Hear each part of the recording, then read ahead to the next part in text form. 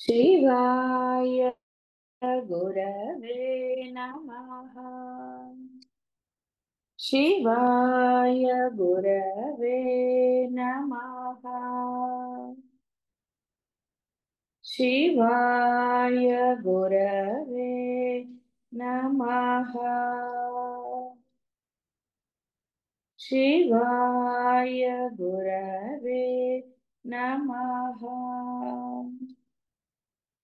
शिवाय गुरवे नमः। జీవి యొక్క పూర్వకృత కర్మ వాసనలన్నీ కూడా ఆ జన్మలో వాడికి ఉంటాయి. అంటే వాడి బుద్ధిగా వాడి కర్మగా ఇదవుతుంది. అయితే పుట్టగానే అలా ఆయన ఉండదు. డిపెండ్స్ వాడి యొక్క పుణ్యపాపాల మీద అది ఉంటుంది. తర్వాత వాడు తెలుసుకున్న తర్వాత ఆచరించే దాన్ని బట్టి కూడా ఉంటుంది. పరమాత్మకి అంటే ఉపాసించే దైవానికి ఎప్పుడు కూడా కరుణే ఉంటుంది తప్ప, అపారమైన కరుణ ఉంటుంది తప్ప ఏదోలే అన్నట్టుగా ఉండదు. ఎస్, మీరు చేసిన వాటికి మీకు ఇవ్వటంలో ఏమాత్రం కూడా అంటే ఆ, ఇవ్వటంలో కరెక్ట్గానే ఉంటుంది ఆవిడ. ఏమీ మోసం చేయటం కానీ అలా ఏమి ఉండదు, చాలా పర్ఫెక్షన్ ఉంటుంది. అయితే ఎవరు ఎలా ఇది చేసినా అందరికీ కూడా మానవ జన్మ లభించినప్పుడు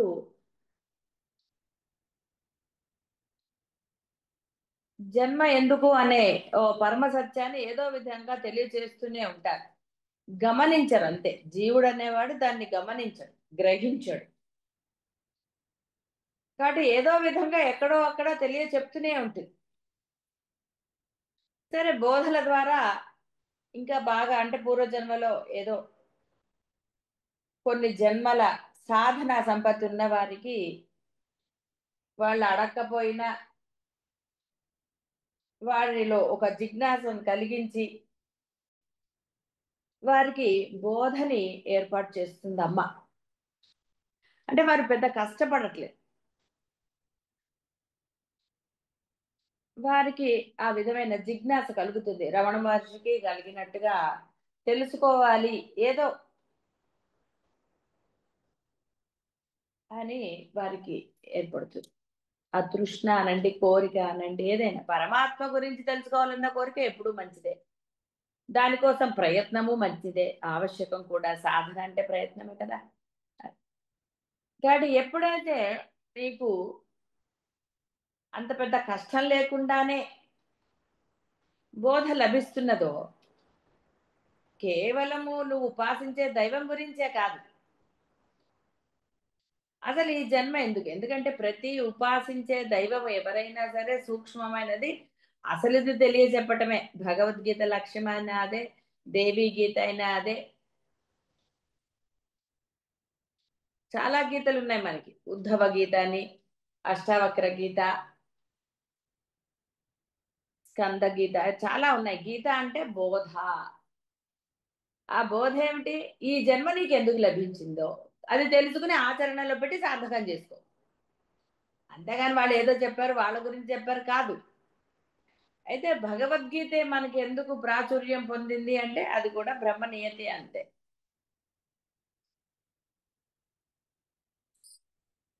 ఇక్కడ మళ్ళీ మనం ఇందులో ఏదో ఒకటి నీకు బోధ లభించింది కదా, దాని గురించి తెలుసుకుని, సూక్ష్మం తెలుసుకుని ఆచరణలో పెట్టు. అది నువ్వు చేయాల్సింది. ఇదే ఎందుకు అదెందుకు అని ప్రశ్నలు అనవసరం. ఇప్పుడు పిల్లలు 10 ప్రశ్నలు వేస్తే ఏమంటారు? ఒరే ముందు చెప్పింది చేయరా, తర్వాత మిగతా ప్రశ్నలు. పరమాత్మ కూడా అయితే ఇక్కడ ఆయనకు రూపం లేదు కదా, ఆయన సమాధానం చెప్పాడు, అన్ని నువ్వే చెప్పుకోవాలి. కానీ అసలంటూ తెలిసిన తర్వాత మళ్ళీ ఇంకా ఎందుకండి? ఒక దారి బ్రహ్మాండమైన రాచమార్గం నీకు తెలిసింది. అందులోకి వెళ్లకుండా ఇంకా సందులు ఏమన్నా ఉందా, ఇంకోటి ఉందా, ఇంకోటి ఉందా అనేది వెతుక్కోవటం ఎంత ఫూలిష్నెస్ అండి. కాబట్టి ఇప్పుడు నీకు మానవ జన్మ ఎందుకు లభించిందో తెలిసింది.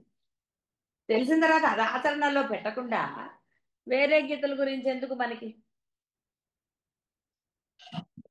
హాయిగా లభించిన దానితో తృప్తిగా ఉంటే కనీసం తృప్తి అన్నా మిగులుతుంది. లేని దాని గురించి ఏడితే ఎప్పుడు ఏడిపే. ఉన్నది గుర్తించకుండా లేని దానికోసం ఏడవడం ఏంటండి? కాబట్టి ఇక్కడ ఈ పూర్వజన్మది ఇవన్నీ మీరు ఇప్పుడు ఆలోచించక్కర్లేదని చెప్పడం. ఇవన్నీ ఉంటాయి కాబట్టి అమ్మాయి పూర్వజన్మదేనండి అంటే మరి అప్పుడు వేరే పనులు చేసావు కాబట్టి ఇప్పుడు బుద్ధి సక్రమంగా లేదు. ఇప్పుడు బుద్ధి సక్రమంగా ఉంటేనే అన్ని లభిస్తాయని తెలిసిన తర్వాత బుద్ధిని నియంత్రించుకోకుండా పూర్వజన్మదే అని అనుకుంటారండి ఎవరైనా? లేదమ్మా. లేదమ్మా. లేదమ్మా.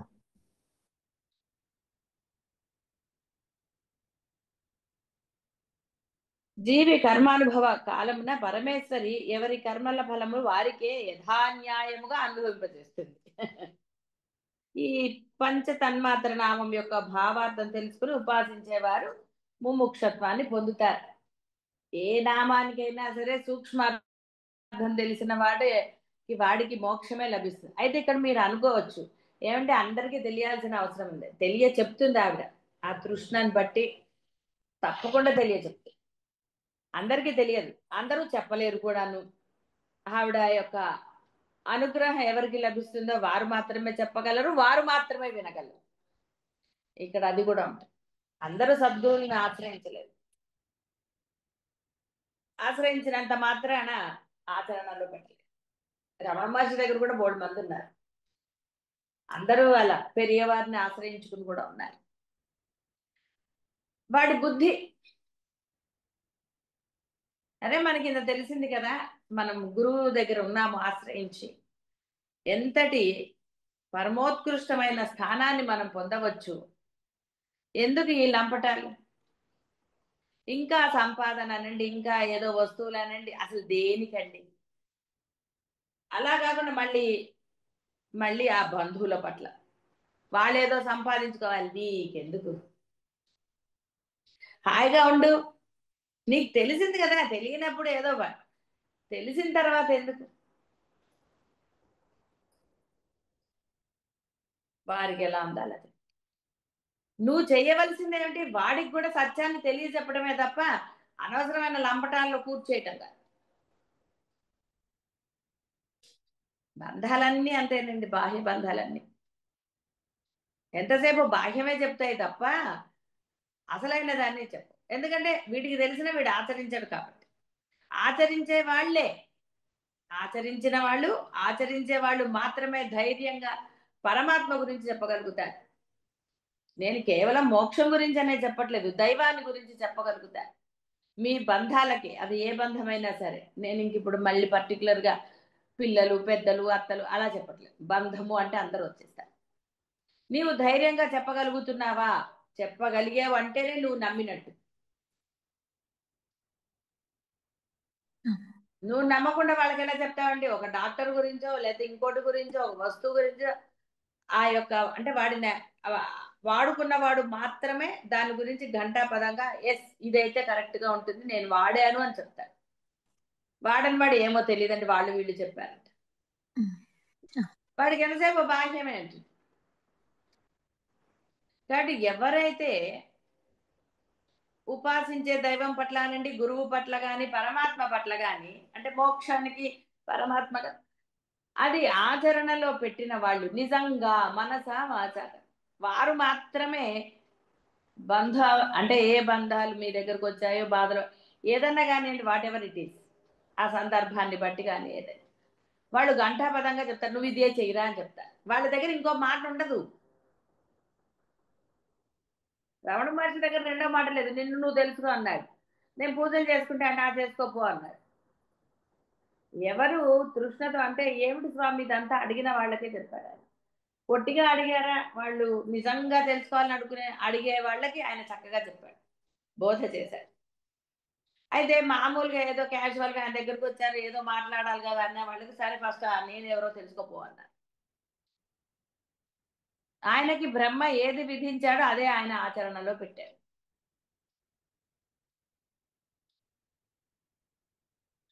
అదేవిధంగా మీకు తెలియబడింది ఇప్పుడు మీ జన్మ ఏమిటో అని.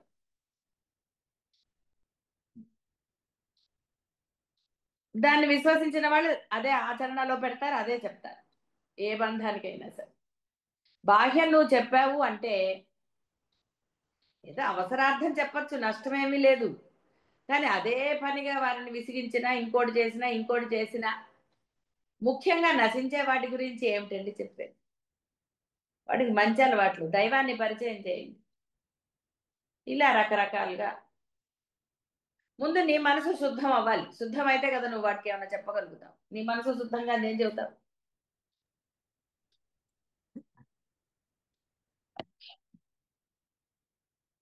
కాబట్టి ఈ 4 మనకి నామాలు వచ్చాయి. మామూలుగా అద్వైత బోధలో సాధనా చతుష్టయం అంటారు. ఈ సాధనా చతుష్టయం అంటేనే ఈ 4: రాగము, క్రోధము, మనస్సు, ఆ తర్వాత ఈ పంచకర్మ. ఇవి ఇవన్నిటిని అంటే మీ బుద్ధిలోనే ఇవన్నీ వచ్చాయి. బుద్ధి సక్రమంగా ఉంటే ఇవన్నీ కూడా సక్రమంగానే ఉంటాయి. అంటే ఇక్కడ బుద్ధి అంటే ఏదో తిట్టినట్టు ఉంటుంది. తిట్టినట్టు ఏం కాదండి. అది తిట్టుగా తీసుకుంటే మీరు బాగుపడలేరు. కరెక్టే కదా, నా బుద్ధి అలా ఉంది కదా అని మీరు అనుకున్నారనుకోండి, మీకేమనిపించదు. కాబట్టి ఇక్కడ నీవు గనక ధర్మముగా ఉంటే,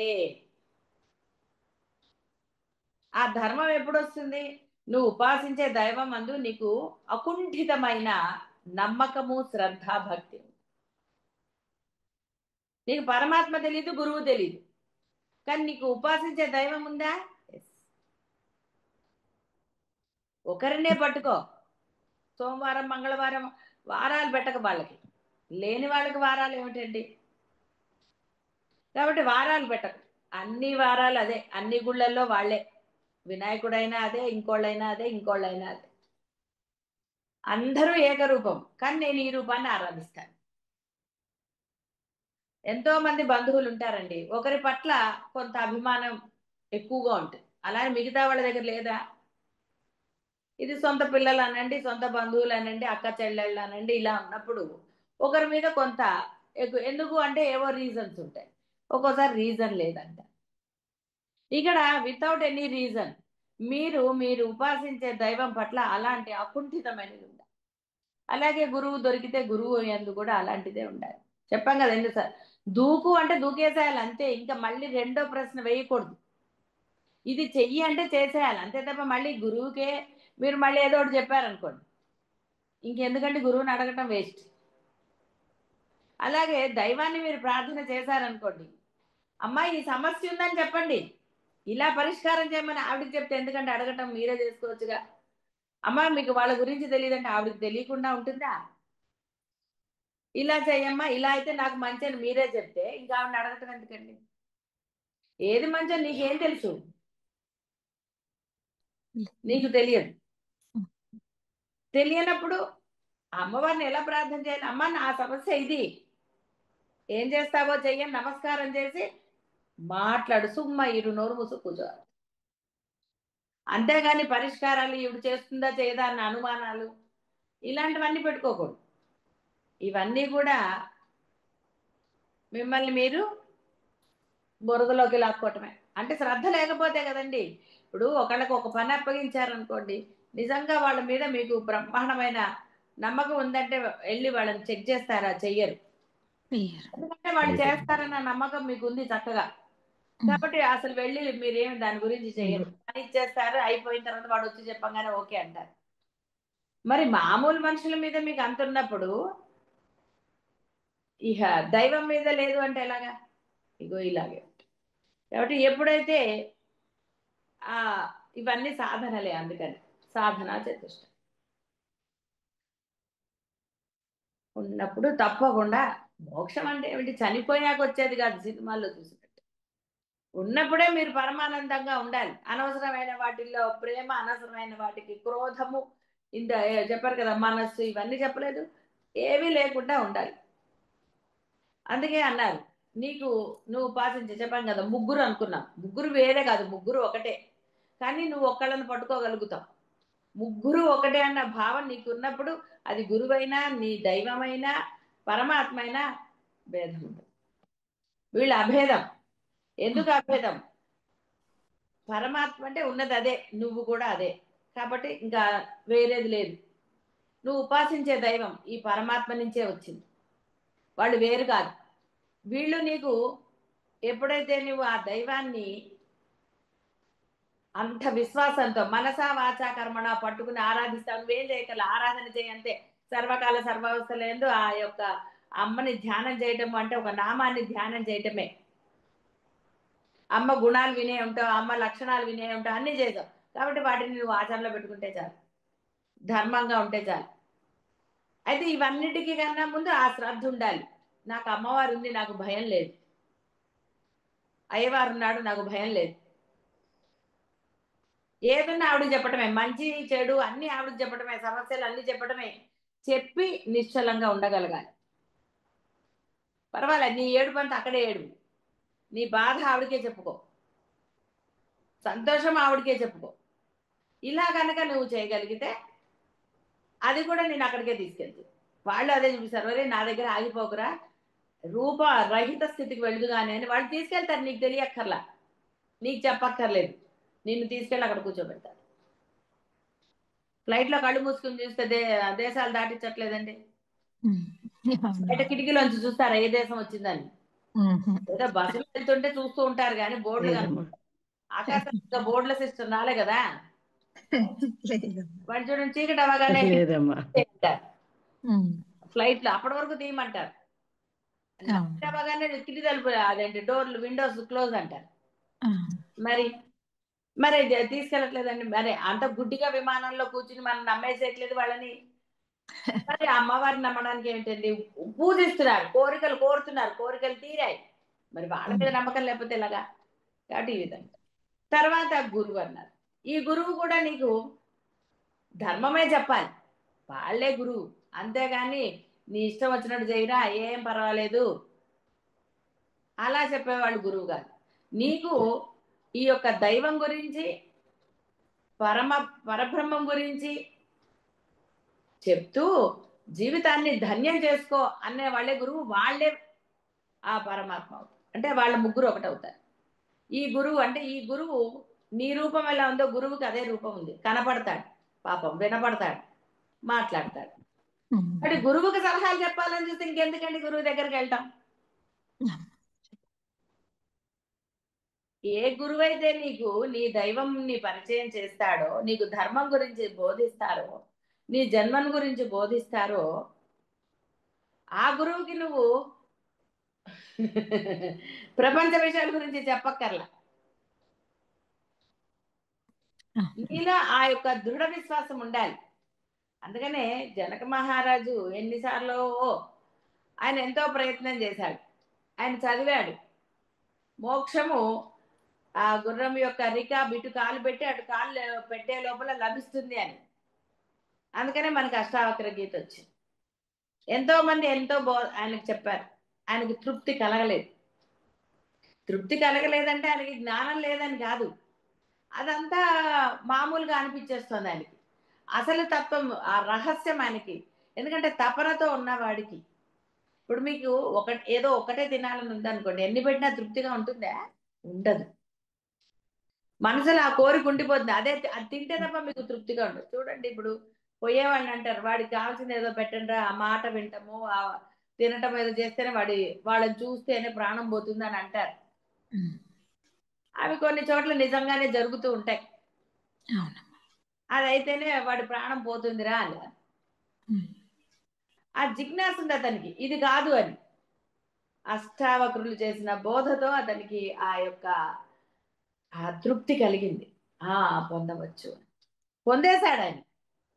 ఎందుకు? గురువు మీద, నన్ను గురువుగా అంగీకరించావా అని అడిగాడు. ఎస్ అన్నాడు. అనగానే ఏమన్నాడు? అయితే దిగు సింహాసనం, గురువు ఎప్పుడు పైన ఉండాలి, నువ్వు కిందే ఉండాలన్నాడు. అంతేగాని గురువు కింద కూర్చుంటే మేము కుర్చీలో కూర్చుంటా, శరీరం సహకరించకపోతే అవతలకి వెళ్ళి కూర్చోవాలి, గురువు ఎదురుకుండా కూర్చోకూడదు. ఇలా అని చెప్పాడు. నేనుండాలి సింహాసనం, నేనేం చెప్తే నువ్వు అదే చెయ్యాలి. రెండో ప్రశ్న ఆయన వేయలేదు. మొత్తం అంతా నీ దగ్గర ఏమి ఉండకూడదు, సర్వస్వ శరణాగతి, మొత్తం నాకు దారభయ అన్నాడు. ఆయన సెకండ్ థాట్ లేకుండా ఇచ్చేశాడు తన దేహంతో సహా. అందుకనే గురువు వెళ్ళిపోగానే స్టాచ్యూ అయిపోయాడు. అంటే ఎక్కడైతే మనసు అలా మీకు గురువు ఎందు కానీ మీ ఉపాసన దైవం ఎందు కానీ లగ్నం అవుతుందో అదే సెకండ్ థాట్. చెప్పారు, చెయ్యటమే. అది ఏదైనా సరే చేస్తారండి, అందరూ చెయ్యి. ఎన్ని ఆలోచనలండి, ఎన్ని ఇది ఉంటాయి. మళ్ళీ గురువుకే చెప్తా, అది బాహ్యమా ఇంకోట, మీకు తెలిసింది బాహ్యమే. ఆ బాహ్యంలో గురువు చెప్పింది వినాలి తప్ప మళ్ళీ గురువుకి ఏవో చెప్పారనుకోండి ఏం చేస్తారండి, సరే అంటారు. కాబట్టి అప్పుడు మాత్రమే మీకు ఆ యొక్క మోక్షం లభిస్తుంది. అదే సూక్ష్మం అంటే, వేరేగా ఏం లేదండి సూక్ష్మాలు. అప్పుడు అన్ని సూక్ష్మాలు బోధపడతాయి. ఒక పెద్ద స్పీడ్ బ్రేకర్ ఉందనుకోండి, అది దాటితే ఇక లేవండి అంటే చాలా జాగ్రత్తగా అది దాటాలి. దాటితే కదా అవును. ఏదైనా అంతే. కాబట్టి ఈ విధంగా అమ్మ యొక్క అనుగ్రహాన్ని, పూర్వజన్మవి పట్టుకుని కూర్చోకూడదు. ఏవో ఉంటాయి పూర్వజన్మది, ఎందుకండి ఇప్పుడు మనకి ఏమిటో తెలియనప్పుడు అది తెలుసుకోవాల్సిన ప్రయత్నం ఎందుకు? ఈ జన్మ తెలుసుకోరా, ఇప్పుడు తెలిసింది కదా నీకు పూర్వజన్మ ఉంది, లేదా ఇప్పుడు ఇది ఉంటే అవన్నీ నశించిపోతే ఇక నీకు ఇంకా మళ్ళీ జన్మ అంటూ ఉండదు అని తెలిసిన తర్వాత కూడా ఎందుకండి నాడి జ్యోతిష్యంకి వెళ్ళి నీ పూర్వజన్మ నువ్వు రాజు అన్నాడు, ఇప్పుడు ఎంత బాధ అండి. ఎందుకండి నాడి జ్యోతిష్యాలు వాడి దగ్గరికి వెళ్ళడం దేనికి? ఏదో వాళ్ళు అన్నారు, ఇప్పుడు అది నిజం అని కూడా నువ్వు ఎలా చెప్తావండి? అది నిజమేనా ఎలా చెప్తాను? నేను నిరసించటం లేదు, భావాలు చెప్తున్నా. అదే మీరే కుక్క పిల్ల అన్నాడు అనుకోండి, మీరు వచ్చి ఇదంతా ట్రాష్ అంటారు. ఇవే లక్షణం అది ఒప్పుకుంటారండి? పరమ దుర్మార్గుడివిరా నువ్వు పోయిన జన్మలో అంటే నాకు గుర్తొస్తాడు, నువ్వేదో తప్పు చూసా. ఈ ఎందుకు వచ్చిన గోల చెప్పండి? మనసుని వికల్పం ఎందుకు చేసుకోవాలి? సంతోషంగా ఉండాలి కానీ ఏది తెలుసుకోవడానికి ప్రయత్నం చేయాల్సిన ఆవశ్యకత లేదు. హాయిగా ఉండు, దేనికి? కాబట్టి ఎప్పుడైతే అలా ఉంటారో, కాబట్టి ఏదైనా సాధన యొక్క పరిణత దశ మోక్షాన్ని ఇస్తుంది, పరమ పురుషార్థాన్ని ఇస్తుంది. అంటే అర్థం ఏమిటి? మానవ జన్మ సార్థకం. అహం బ్రహ్మాస్మి నువ్వు అనుకోకర్లేదు, ఆ స్థితి నువ్వు పొందుతావు అని అర్థం. నిజారుణ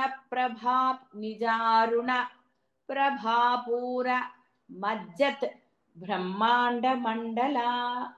ఇక్కడ మజ్జత్ బ్రహ్మాండ మీరు కలపలేనప్పుడు విడదీసి చదవటంలో దోషం లేదు.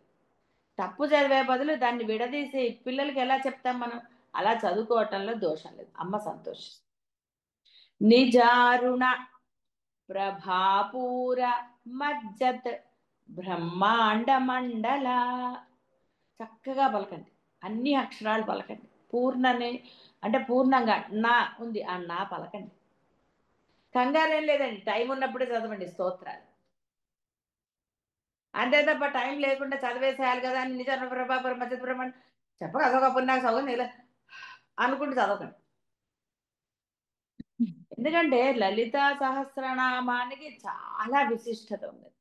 ఎందువల్ల ఆ విశిష్టత వచ్చినది అంటే అమ్మలోంచి వచ్చిన శక్తులే అవి ఈ యొక్క స్తోత్రాన్ని పఠించాయి. అంటే అమ్మ వేరు, ఇవి వేరు కాదు. అమ్మలోంచి వచ్చాయంటే అమ్మే కదా అవన్నీ కూడా. వసిన్యాది వాగ్దేవతలు అన్నారు, 8 మంది వచ్చారు. ఎందుకంటే వీళ్ళు దేవతలు చేతులు ఎత్తేసారమ్మా నిన్ను స్తోత్రించాలంటే మాకు మాటలు రావటం లేదు తల్లి, బ్రహ్మాండ స్వరూపిణి సింహాసనం మీద అధిష్ఠించి కూర్చుంది. వీళ్ళు స్తోత్రం చేద్దాం, పూజ చేద్దాం అంటే వీళ్ళల్లో అసలు అందరూ ఎంతో మంది ఉన్నారు అక్కడ, మునులు ఋషులు అందరూ ఉన్నారు. కానీ వాళ్ళ వాక్కు ఆగిపోయింది. ఎక్కడ వాక్కు ఆగిపోతే అక్కడే ఇదని. అందుకని చేతులు నమస్కరించి అమ్మ మా వల్ల అవ్వటం లేదమ్మా నిన్ను స్తోత్రించటం, ఎలా స్తోత్రించాలి అని వాడు ప్రార్థన. అప్పుడు అమ్మ నవ్వి, ఎందుకంటే అమ్మకు తెలుసు అమ్మని స్తోత్రం చేసే శక్తి ఎవరికి లేదు. అమ్మ ఎవరు? అమ్మ కూడా పరబ్రహ్మమే. కాబట్టి పరమాత్మని స్తోత్రించాలి అంటే రూపం లేని వాటిని ఎలా చేస్తారండి? అందుకని వాక్ ఆగిపోతుంది అక్కడ. నిశ్చలంగా ఉండాలి. అదేవిధంగా అమ్మ, అందుకని అమ్మ ఏం చేసింది, సరే అని తనలోంచి శక్తుల్ని పుట్టించి సైగ చేసింది. వాళ్ళకి అర్థమైంది. అప్పుడు అమ్మని స్తోత్రం చేశారు. అయితే ధ్యాన శ్లోకాలు తర్వాత వచ్చినవి, వాళ్ళు ధ్యాన శ్లోకాలు చెప్పలేదు, కేవలం శ్రీమాత నుంచి మొదలు పెట్టేశారు. అయితే ఈ కలికాలంలో ఎందుకంటే ఎవరి ఇష్టం వచ్చినట్టు వాళ్ళు ఉండిపోతూ ఉంటారు, ఇక్కడ ప్రపంచం కదా జనం. అందువలన ధ్యాన శ్లోకంలో ఈ యొక్క శక్తిని కొంత అక్కడ పెట్టారు. అమ్మ యొక్క రూపం ఎలా ఉందో అని ఒక 2 ధ్యాన శ్లోకాలు పెట్టారు. అమ్మ యొక్క వర్ణన చేసి, అంత గొప్పదిరా, ఇక స్తోత్రం చేయి అమ్మని. అందువల్ల ఈ స్తోత్రానికి అమ్మ చాలా సంతోషిస్తుందంట. దీనికి శుచి శుభ్రత ఒక్కటే ముఖ్యం. ఆ శుచి శుభ్రంగా అంటే నువ్వు శుచిగానే ఉండాలి, ఆ ప్రదేశము శుభ్రంగానే ఉండాలి, అమ్మ పటం కూడా మసితో ఉండకూడదు, నీట్గా ఉండాలి. పగుళ్ళు వచ్చి కానీ ఎట్లా వేరేవన్నీ లేకుండా చక్కగా ఒక ప్రదేశంలో పెట్టుకుని, ఆ పరిసరాల్లో మీ సెల్ ఫోన్లు కానీ ఇంకోటి కానీ ఏది లేకుండా ధ్యాస అంతా ఆ అమ్మ మీదే పెట్టి మీరు గనక ఈ స్తోత్రాన్ని పారాయణ చేస్తే దానికి మించిన సాధన లేదు. అనుభవంతో చెప్తున్నా. నైవేద్యాలు కూడా పెద్ద అక్కర్లేదు, మీకు అందుబాటులో అన్నది పెట్టండి, పెట్టకపోయినా ఆవిడ ఏమనదు, మీ మనస్సే నైవేద్యం ఆవిడ. శంకరుల యొక్క అద్వైతం ఇవి చూసినప్పుడు మీకు నైవేద్యం అంటే ఏమిటి, ఆచమనం అంటే ఏంటి అన్నీ వచ్చేసాయి మీకు, మళ్ళీ విడిగా మీకు చెప్పక్కర్లేదు. కాబట్టి నైవేద్యం అంటే మీ యొక్క నిర్మలమైన మనస్సే, కేవలం అంతే. శుచి శుభ్రతగా ఒక దగ్గర కూర్చుని అమ్మ ఎదురుగుండా ఉన్నదన్న చివరి వరకు, శ్రీమాత నుంచి శివశక్తైక రూపిణి వరకు కూడా మీరు మనసుని అటు ఇటు వెళ్లకుండా, అందుకని గట్టిగా చదవండి, నష్టమేం లేదు. మనసులో చదివితే నిద్రపోతారు, నామాలు ఇది అవుతాయి. గట్టిగా చదవండి, ఏమి పర్వాలేదు, తలుపులు బిడాయించుకుని అయినా సరే. అప్పుడు అటు ఇటు వెళ్ళదు, మనస్సు వెళ్ళదు, అలా చదవండి. ఏమి అడగండి అప్పుడు, కేవలం అమ్మ నీ కోసం, ఏమి అడగండి. అడగకుండా ఇచ్చేదే అమ్మండి, అడిగితే ఇచ్చేది అమ్మ ఎందుకు అవుతుంది? గ్రహించుకుని ఇచ్చేదే అమ్మ. కలికాలంలో అమ్మలు పలు రకాలు, అది వదిలేయండి. కానీ సనాతని అమ్మ ఆవిడ. మీ అమ్మ అంటే ఇక్కడ నేను చెప్తున్నాను కదా, నేను వేరే వాళ్ళని శివుడు వీళ్ళందరూ వేరని చెప్పటం లేదు, ఎవరికి వాళ్ళకి. అమ్మ ఉపాసన చేసే వాళ్ళకి అమ్మే పరదైవం. నేను అమ్మదే చేశా కాబట్టి నాకు ఆ అమ్మదే వస్తుంది. సరే, మనం చెప్పుకునేది కూడా అమ్మ గురించే కాబట్టి ఆ అమ్మ సనాతని ఎంతో కరుణతో మనకి స్తోత్రాన్ని ఇచ్చింది. కాబట్టి మీరు కష్టపడకండి, అనవసరంగా ఏవో ఖడ్గమాలలు చదివి ఇంకోటి ఏదో త్రిశతి, వాటన్నిటికీ నియమనిష్టలు ఉన్నాయి. ఎలా చదవాలి, వాటికి ఏం నైవేద్యాలు బోల్డ్ ఉన్నాయండి అవన్నీ. అప్పుడే మీకు ఇది. ఇంకొకటి, ఈ సహస్రనామాలు కూడా మీరు చదవక్కర్లే, స్తోత్రం చదివితే చాలు. ఎందుకంటే ఈ సహస్రనామాలు చదివినప్పుడు ముందర ఓంకారం పెట్టి తీరాలి, చివర నమః పెట్టి తీరాలి. ప్రతి నామానికి నువ్వు నమస్కరిస్తున్నావు అమ్మకి, సగం మింగేస్తారు. చాలా సహజం అది, 1000 నామాలు చదవాలంటే. అష్టోత్తరానికి కూడా అంతే, సగం మింగుతారు. అంటే సగం ఓంకారాలు పోతాయి, సగం నమహాలు పోతాయి. ఎందుకండి మరి అలాంటప్పుడు? చేసేదేదో కరెక్ట్గా చేస్తే కదండి ఫలితం వస్తుంది, అంతేకాని ఇష్టం వచ్చినట్టు చేస్తే. కాబట్టి ఆ జోలికి వెళ్ళకండి. నిజంగా అష్టోత్తరంలో మీరు ప్రతి నామానికి ఓంకారము చివర నమః పెట్టినప్పుడే అష్టోత్తరాలు సహస్ర. ఏం పర్వాలేదండి అంటే ఆవిడ కూడా ఏం పర్వాలేదులే, నేను కూడా నీకేమి ఇవ్వనుకో, హాయిగా స్తోత్రం చదువుకోకండి. ఎందుకండి? అందుకని చక్కగా శ్రద్ధాభక్తి మీకు ఎక్కడుందో అదే చేయండి. ఆ శ్రద్ధాభక్తులతో విధిపూర్వకంగా చేసినప్పుడు మీరేం అడగక్కర్లా, హాయిగా చక్కగా. అందుకే కొన్ని కాలాలు కేటాయించారు, బ్రహ్మ ముహూర్తం. ఎందుకంటే నీ మనస్సు ఇంకా ప్రపంచంలోకి వెళ్ళలేదు, ప్రపంచం లేవలేదు, మనసు చక్కగా ఉంది. అందుకని లేవగానే టకటక స్నానాలు చేయటం, హాయిగా అమ్మ దగ్గర కూర్చుని అది శుభ్రం చేసుకుని, రాత్రి చేసినా నష్టమేమీ లేదు. రాత్రి శుభ్రం చేసి రెడీగా పెట్టుకుని అక్కడ కూర్చుని అమ్మవారికి దీపం పెట్టి హాయిగా చదువుకోండి, చూడండి పరమ ప్రశాంతంగా ఉంటుంది, ఆ రోజంతా అద్భుతంగా ఉంటుంది. అంటే ఇంకా దైవారాధన చేసే వాళ్ళ గురించి చెప్తున్నాను, చేసుకోండి అలా. ఏమి అడగక్కర్లే, మీ తృప్తి కోసం మీరు మీ కష్టాలని మీ యొక్క కోరికలని చెప్పుకోవాలి తప్ప, లేదా ఏమీ చెప్పక్కర్లే. హాయిగా నీ పని అదే. అమ్మ అలాంటి స్తోత్రాన్ని అది గురు పరంపర రూపంలో మనకు అందింది. సరే, ఇప్పుడు ప్రింటింగ్ వచ్చింది కాబట్టి గురువు అవసరమే లేదు, ఎవరికి వాడు పుస్తకాలు కొనుక్కోవటం, టపటప చదివేసేయటం. గురుముఖత నేర్చుకునే దానికి ఉంటుంది, ఎందుకంటే గురువు తప్పొప్పులు నీకు చెప్తాడు, ఇలా కాదురా ఇలా చదువుకోవాలి, అప్పుడు అది నువ్వు సవ్యంగా నేర్చుకుంటావు. కాబట్టి గురువు అవసరం, అయితే గురువు అవసరం ఉందని నేను వేరేగా చెప్పటం కాదు, అందుకని గురువు అవసరం. ఎందుకంటే నువ్వు తప్పులు లేకుండా చదువుతావు, తప్పు లేకుండా చదివినప్పుడు నీకు సరి అయిన ఫలితము, అంటే ఏ ఫలితమైనా అంతే. ఇక్కడ నిజంగా మీరు వెంటనే పొందే ఫలితం ఏమిటి అంటే ఆ యొక్క పరమ ప్రశాంతత, ఆనందం. మిగతా వాటి గురించి తర్వాత చూద్దాం. కానీ ఎప్పుడైతే మీరు ఆ అమ్మకి కేటాయించి సమయాన్ని, అమ్మ ఎదురుగుండా ఉన్నదని దృఢంగా తప్పులు లేకుండా మీరు ఆ యొక్క స్తోత్రాన్ని పారాయణ చేస్తారో, మీకు వెంటనే లభించేది పరమమైన ఆనందం. ఎంత ఆనందంగా ఉంటుందో చెప్పాలి, అది లభించితే. ఎందుకు గురువు ద్వారా అంటే, గురువు నీకు కొన్ని అర్థాలు చెప్పి తర్వాత ఆ తప్పులని ఇది చేస్తారు. కాబట్టి మీరు ఆ ఒక్కొక్క నామం దగ్గర, అన్ని నామాల అర్థాలు గుర్తు రాకపోయినా కొన్ని నామాల యొక్క అర్థం మీకు స్ఫురణ వచ్చి అసలు పరమానందం భావనతో చేసే స్తోత్రం వే. కాబట్టి ఈ విధంగా గురువు యొక్క ఆవశ్యకత చెప్పారు స్తోత్రాలు. పర్వాలేదు, తప్పులు లేకుండా నేను చదువుతానండి, నాకు సంస్కృతం వచ్చి తెలుగు వచ్చి అనుకుంటే ఇట్స్ ఓకే, నేను కాదనటం. తప్పులు వచ్చేవాళ్ళ గురించి అంటే చక్కగా ఆ అమ్మ యొక్క స్తోత్రాన్ని అలా పారాయణ చేయాలి.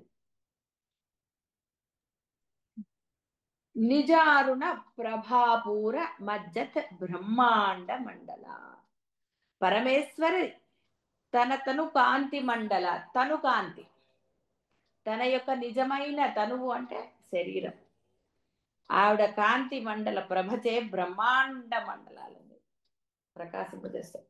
అంటే అంత ఉద్యద్భాను సహస్రాభ అని ముందే చెప్పారు. కాబట్టి అన్ని బ్రహ్మాండాలు ప్రకాశిస్తున్నాయిట ఆవిడ యొక్క నిజారుణ, నిజ అరుణ, నిజమైన కాంతి, తన శరీర కాంతి. ఎక్కడి నుంచి ఆవిడ తెచ్చుకోలే, వెనకాల లైట్లు పెట్టలే, ఆవిడే మేకప్ వేసుకోలే. ప్రభాపూర మజ్జత్ బ్రహ్మాండ మండ. అందుకే అమ్మ నామాలు అమ్మ స్వయంగా ఇచ్చింది కాబట్టి ఏ నామం దగ్గర ఉంటే ఆ నామం దగ్గర ఆగిపోవాల్సి వస్తుంది. ఆ భావన వచ్చింది అనుకోండి, ముందుకు వెళ్ళలేము. కాబట్టి తను కాంతి మండల ప్రభచే బ్రహ్మాండ మండలాలని ముంచివేస్తుంది. చిదగ్ని కుండం నుండి పరమేశ్వరి ఆవిర్భవింప ఉండగానే ఇంకా పూర్తిగా ఆవిర్భావం జరగలేదు. తత్ కారణ ప్రభలు ఉద్యత్పూర్య సహస్రము అయ్యను. ఆవిడ వస్తున్నప్పుడే ఆవిడ కాంతి ముందు వచ్చింది, ప్రకాశం ముందరే వచ్చింది. ఎలా ఉండాలి? ఉద్యత్ భాను అంటే ఉదయిస్తున్న సూర్యకాంతి ఎలా ఉంటుందో ఆవిడ యొక్క దానికి సహస్రం రెట్లు అనంతమైన. ఇంత అని కొలవడానికి లేదు మనకి. సౌందర్య లహరిలో అమ్మ యొక్క కాంతి కానీ అమ్మ యొక్క కాళ్ళ ఇది కానీ మనకి వర్ణన చేస్తారు. తెలిసింది చెప్పి దానికి ఎన్నో రెట్లు ఉందంటారు. తెలిసింది చెప్తే భావించుకోవడం కొంత మేరకు సులభం కాబట్టి నీకు ఉదయిస్తున్న సూర్యుడిని నువ్వు చూసి ఉంటే ఆ యొక్క కాంతి ఎలా ఉంటుందో నీకు తెలుస్తుంది. అందుకని అది చెప్పారు. కాబట్టి ఆ పరమేశ్వరి యొక్క అంటే పరమేశ్వరి మూర్తి నుంచి వచ్చిన ఆ అరుణ తేజాలు అంటే కాంతి పుంజములు ఈ యొక్క బ్రహ్మాండాలని ప్రకాశింపచేస్తున్నాయి అని చెప్పారు. ఇలా చెప్పుకుందాం. కొంచెం అమ్మది కదండి, కొంచెం ప్రొలాంగ్డ్ గానే ఉంటుంది. అంత తొందరగా ఒక నామాన్ని విడిచి ఇంకో నామానికి వెళ్ళాలి అంటే ఇప్పుడు మనం ఎలా అంటే ఇంకా సమయం లేదండి, మాకు ఈ 4 రోజుల్లోనే అన్ని చెప్పేయాలండి అంటే అది. కానీ నాలాంటి వాళ్ళతో కొంచెం కష్టం, అలా చెప్పలేం. అంతే. ఏ సమయం అవుతుంది, ఎప్పటికి పూర్తి అవుతుంది అంటే అది నా చేతుల్లో లేనిది. ఇది ఎందుకంటే ఏదో చదివేసేసి ముందర ప్రిపేర్ అయ్యి బుర్రలో పెట్టుకుని చెప్పేదైతే టైం ప్రకారం చెప్పేసేయచ్చు. ఇంకా తొందరగా అంటే నా వల్ల కాదు. అంటే అప్పటికి కొన్ని మనం రికార్డింగ్స్ లో చాలా సూక్ష్మంగా చెప్పవలసి వచ్చింది, అడిగారు కదా అని. ఇప్పుడు ఇట్లా అన్నప్పుడు అఖండంగా అమ్మ ఎంత ఇస్తే అంత. శుభం భూయాత్.